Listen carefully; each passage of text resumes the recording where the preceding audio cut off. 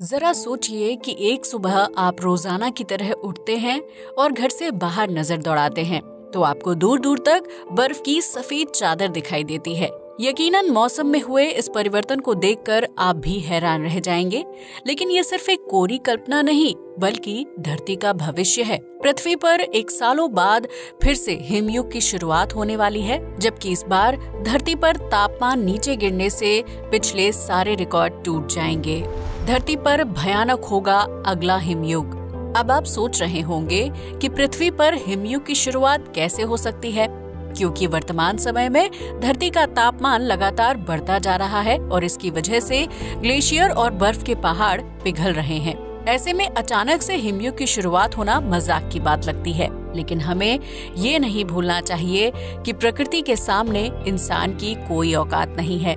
भले ही वर्तमान समय में पॉल्यूशन और फैक्ट्रियों से निकलने वाली ग्रीन हाउस गैसों की वजह से धरती का वायुमंडल गर्म हो गया है और इसकी वजह से पृथ्वी का तापमान बढ़ रहा है, लेकिन प्रकृति के पास इस बढ़ते हुए तापमान को घटाने की अद्भुत पावर है। प्राचीन समय में भी धरती पर कई बार हिमयुग आया है, जबकि उससे पहले पृथ्वी का तापमान बहुत ही गर्म हुआ करता था। वैज्ञानिकों की माने तो धरती पर मानव गतिविधियों की वजह से मौसम चक्र में लगातार बदलाव आ रहा है, जिसकी वजह से किसी साल बहुत ज्यादा गर्मी बढ़ जाती है तो कभी ठंड के सभी पिछले रिकॉर्ड टूट जाते हैं। मौसम में होने वाले इन बदलावों के बीच प्रकृति में धीरे धीरे परिवर्तन आ रहा है, जिसकी वजह से धरती पर कभी भी हिमयुग की शुरुआत हो सकती है। धरती और हिमयुग का काफी पुराना रिश्ता रहा है, जहां बर्फ की चादर इतनी मोटी हो जाती है कि नीले ग्रह पर सभी प्रकार का जीवन नष्ट हो जाता है। इस दौरान पृथ्वी एक सफेद गोले में तब्दील हो जाती है, जबकि ये हिमयुग एक या दो नहीं बल्कि सैकड़ों साल तक चलता रहता है। हालांकि जब हिमयुग की समाप्ति होती है तो बर्फ के पिघलने के बाद पृथ्वी पर एक बार फिर नए जीवन चक्र की शुरुआत होती है। ऐसे में अगर धरती पर फिर से हिमयुग शुरू होगा तो ये हम इंसानों के लिए अद्भुत लेकिन जानलेवा प्राकृतिक घटना साबित हो सकती है। हम इंसान पृथ्वी पर पहली बार हिमयुग को शुरू होते हुए देख सकेंगे, लेकिन यहाँ सवाल खड़ा होता है कि आखिर पृथ्वी पर हिमयुग की शुरुआत कैसे होगी। इस सवाल का जवाब जानने के लिए हमें पृथ्वी से बाहर सौर मंडल की सैर पर निकलना होगा, क्योंकि यहाँ हिमयुग शुरू होने के साक्ष्य मिलते हैं। ये तो हम सभी जानते हैं कि सौर मंडल का केंद्रीय तारा सूर्य है, जिसके इर्द गिर्द पृथ्वी समेत अन्य 7 ग्रह चक्कर लगाते रहते हैं। पृथ्वी जब सूरज का एक चक्कर पूरा करती है तो धरती पर नया साल शुरू होता है। वहीं हमारी पृथ्वी अपनी धुरी पर 23.4 डिग्री के एंगल में झुकी हुई है, जो धुरी पर गोल गोल घूमते हुए सूरज की परिक्रमा करती है और इस वजह से हम इंसानों को दिन और रात मिलता है। इस झुकाव की वजह से पृथ्वी का आधा हिस्सा सूरज के काफी नजदीक होता है, जबकि आधा हिस्सा सूरज से काफी दूर होता है। यही वजह है कि दुनिया के विभिन्न देशों में मौसम में काफी व्यापक परिवर्तन देखने को मिलता है। पृथ्वी का जो हिस्सा सूरज से दूर होता है वहाँ ज्यादा सर्दी पड़ती है, जबकि जो हिस्सा सूरज के करीब होता है वहीं ज्यादा गर्मी होती है। पृथ्वी पर होने वाले मौसम परिवर्तन के पीछे उसके चक्कर लगाने का तरीका भी निर्भर करता है, क्योंकि पृथ्वी बिल्कुल गोल गोल घूमते हुए सूरज की परिक्रमा नहीं करती है। असल में पृथ्वी सूरज की परिक्रमा करते हुए अंडाकार रास्ते को फॉलो करती है, जिसकी वजह से वो कभी सूरज के करीब होती है तो कभी सूरज से काफी दूर। इसी वजह से धरती पर किसी साल बहुत ज्यादा गर्मी पड़ती है तो वहीं अगले साल ज्यादा ठंड होने लगती है। पृथ्वी की तरह ही सौर मंडल के अन्य ग्रह भी अलग अलग आकृति और रास्ते को फॉलो करते हुए सूरज की परिक्रमा करते हैं, जिसकी वजह से वो कभी भी सूरज का गोल गोल चक्कर नहीं लगाते हैं। इसके साथ ही पृथ्वी समेत हमारा पूरा सौर मंडल अंतरिक्ष में आगे की तरफ बढ़ रहा है, यानी हमारा सौर मंडल एक ही जगह पर नहीं है, बल्कि वो धीमी गति से नियमित यात्रा कर रहा है। इसी यात्रा के चलते धरती पर हिमयुग की शुरुआत हो सकती है, जो धरती वासियों के लिए भयावह स्थिति पैदा कर देगा।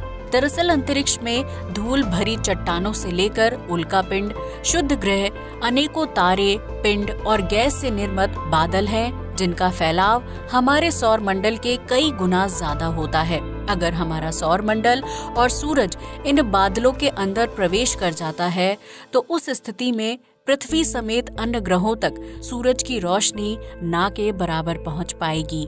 ऐसा नहीं है कि हमारा सौर मंडल कुछ ही दिनों में इन घने बादलों से बाहर निकल आएगा, क्योंकि ये बादल काफी घने होते हैं, जबकि इनका फैलाव भी अंतरिक्ष में दूर दूर तक होता है।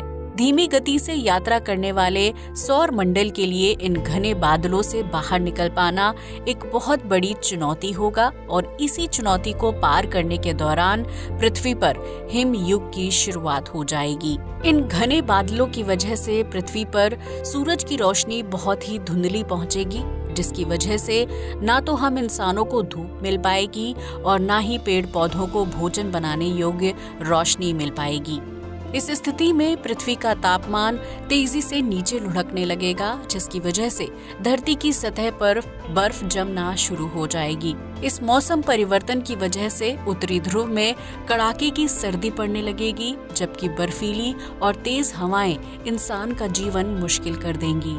धरती पर देखते ही देखते बर्फ की सफेद चादर बिछ जाएगी, जबकि सभी प्रकार की फसलें और खाद्य पदार्थ इस ठंडे मौसम की भेंट चढ़कर बर्बाद हो जाएंगे। इस हिमयुग की वजह से जंगलों में रहने वाले जीव जंतुओं से लेकर पालतू जानवरों तक का जीवन बुरी तरह से प्रभावित हो जाएगा, जिसकी वजह से उनकी मौत हो जाएगी। इस हिमयुग की चपेट में आने से इंसान भी नहीं बच पाएंगे, क्योंकि यूरोपीय देशों में कड़ाके की ठंड पड़ेगी, जबकि पारा कई गुना तक नीचे गिर जाएगा। यूरोपीय और उत्तरी ध्रुव के आसपास रहने वाले लोग अपनी जान बचाने के लिए गर्म देशों की तरफ रुख करने लगेंगे, जिसमें अफ्रीका, भारत और ऑस्ट्रेलिया जैसे देशों का नाम शामिल है। ऐसा नहीं है कि हिमयुग का गर्म देशों पर कोई असर नहीं पड़ेगा, लेकिन यहाँ ठंड की वजह से लोग अचानक से मौत के मुंह में नहीं जाएंगे। इस दौरान नदियाँ पूरी तरह से बर्फ का रूप ले लेंगी, जबकि समुद्र का पानी भी जम जाएगा। इस वजह से समुद्र का जलस्तर कम हो जाएगा, जबकि पहाड़, नदी, जमीन और समुद्र समेत हर चीज बर्फ के रूप में तब्दील हो चुकी होगी। गर्म देशों में इंसानी आबादी बढ़ने की वजह से खाद्य पदार्थों और जरूरी चीजों की कमी आने लगेगी, जबकि स्वास्थ्य सेवाएं भी बुरी तरह से प्रभावित होंगी। हिमयुग शुरू होने की वजह से पृथ्वी पर फसलें बर्बाद हो जाएंगी, जबकि खाने का जो सामान स्टोर होगा उसकी कीमत में भी इजाफा हो जाएगा। इंसान एक वक्त का खाना जुटाने के लिए आपस में लड़ाई झगड़ा शुरू कर देगा, जबकि गर्म कपड़ों और आग जलाने के लिए लकड़ी जैसी चीजों को इकट्ठा करने के लिए भी इंसान के बीच लड़ाई शुरू हो जाएगी। ये बात अलग है कि इस लड़ाई के बावजूद भी हिमयुग से लड़ पाना इंसान के लिए काफी मुश्किल होगा, जिसकी वजह से बच्चे और बुजुर्ग बड़ी संख्या में मारे जाएंगे। यही हाल जंगली जानवरों का भी होगा, जो भूखमरी और ठंड की चपेट में आने की वजह से अपनी जान गंवा देंगे। पृथ्वी पर इतनी ज्यादा ठंड बढ़ जाएगी कि फैक्ट्रियों में रखी मशीनों से लेकर गाड़ी के इंजन तक सब कुछ जम जाएगा, जिसकी वजह से उन्हें दोबारा से स्टार्ट कर पाना बहुत ही मुश्किल होगा। इन परिस्थितियों की वजह से धरती से कई मिलियन आबादी का सफाया हो जाएगा, क्योंकि ठंडे मौसम में सांस लेने के लिए पर्याप्त मात्रा में ऑक्सीजन नहीं मिल पाएगी।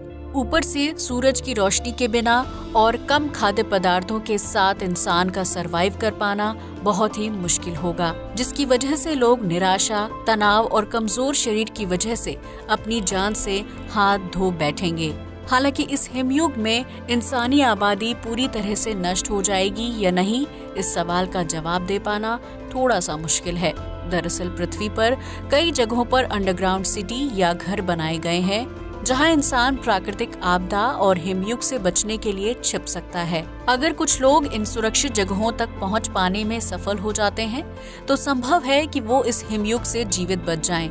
पृथ्वी पर आखिरी हिमयुग 10,000 साल पहले आया था और ये रिकॉर्ड है कि धरती पर हर 10,000 साल बाद मौसम में व्यापक परिवर्तन होता है, जिसकी वजह से हिमयुग की शुरुआत हो जाती है। वैज्ञानिकों की माने तो अब तक धरती पर जितनी भी बार हिमयुग हुआ है, उसकी चपेट में सिर्फ जंगली जानवर और प्राकृतिक पेड़ पौधे आए थे। लेकिन अब पृथ्वी पर जो हिमयुग शुरू होगा, उससे प्रभावित होने वाले जीवों की लिस्ट में इंसानों का नाम भी शामिल है।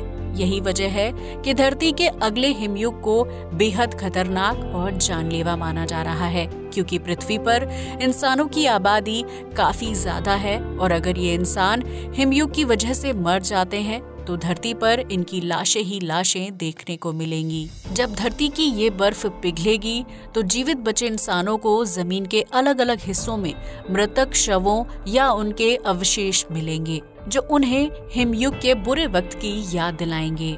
हालांकि वैज्ञानिकों का मानना है कि धरती पर हिमयुग की शुरुआत होना बेहद जरूरी है, क्योंकि इससे प्राकृतिक चीजों के दोहन पर रोक लग सकती है, जबकि प्रकृति खुद को फिर से रीस्टार्ट करेगी।